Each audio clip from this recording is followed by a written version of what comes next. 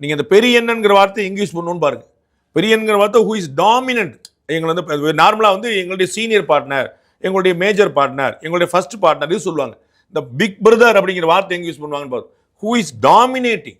அவங்களுக்கு தான் அமெரிக்கா வந்து பிக் பிரதர் மாதிரி செயல்படுது சொல்லுவோமா இல்லையா? அமெரிக்கா வந்து பெரிய அண்ணன் மாதிரி செயல்படுது. இதான் மனப்பான்மை.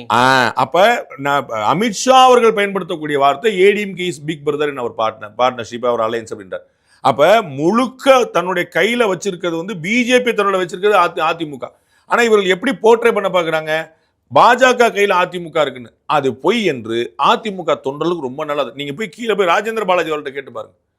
அவர் லோக்கல்ல பிஜேபியை செகண்டரியா தான் மதிக்கிறார். பிஜேபி செகண்டரியா தான் மதிக்கிறார். ஹாப்பியா இருக்காரு. ஏடிஎம்கே தான் நாங்க நிக்கிறோம், நீங்க கூட நிக்கலாம், வாங்க பரவாயில்ல. சாத்தூர்ல அண்ணன் நயினார் நாயந்திரனே திரு ராஜேந்திர பாலாஜி பார்க்கணும். இந்த இடத்துல வச்சிருக்கேன் எல்லா நான் சொல்லி முன்னாள் அமைச்சர் எல்லாருமே சொல்றேன். எல்லாரும் அவங்க இடத்துல திரு சி வி சண்முகம் இடத்துல எந்த பிஜேபி வேட்பாளர் போய் நாங்களாம் யார் தெரியுமா சொல்லிட முடியும் நினைக்கிறீங்க? தமிழ்நாடு முழுக்க அதிமுகவை நம்பி தான் பாஜக இருக்கிற மாதிரி இருக்கு. அப்ப வந்து பிரச்சனை வந்து பாஜக விட்டு அதிமுக அடிமையாச்சுங்கிறதே கிடையாது.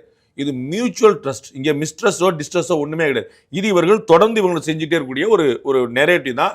நம்ம ஏற்கனவே பார்த்தோம். இந்த இந்த இப்படி ஒரு பூச்சாண்டி வந்து பாஜகவோட சேர்ந்தவங்க விலங்கினதா சரித்திரமே இல்லைன்னு திமுக அப்படின்னு ஒரு கஸ்டமர் போட்டாங்க.